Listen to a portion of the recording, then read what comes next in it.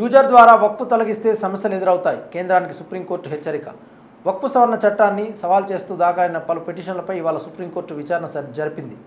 ఈ సందర్భంగా యూజర్ ద్వారా వక్ఫ్ ఆస్తులతో సంబంధించిన అంశాలపై కోర్టు కేంద్ర ప్రభుత్వాన్ని కఠినంగా ప్రశ్నించింది. ఎప్పటి నుండో మతపరమైన లేదా సంక్షేమపరమైన కార్యక్రమాల కోసం ఉపయోగంలో ఉన్న భూమి లేదా ఆస్తిని కేవలం దాని హక్కుదారుడిగా ఎవరు నమోదుగా లేరని కారణంతో వక్ఫ్ జాబితా నుంచి తొలగించగలమని న్యాయమూర్తులు ప్రశ్నించారు.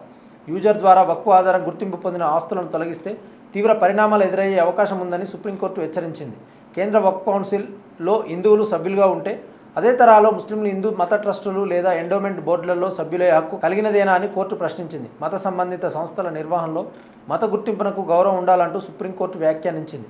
ఏ విధమైన సవరణ విధానాల రూపకల్పనలో సామాజిక సౌహార్దాన్ని దృష్టిలో ఉంచాలంటూ కేంద్రాన్ని కోర్టు సూచించింది. ఈ విషయంలో కేంద్రం నుంచి విస్తృతమైన సమాధానం కోరిన కోర్టు తదుపరి విచారణను రేపు మధ్యాహ్నం 2 గంటలకు వాయిదా వేసింది.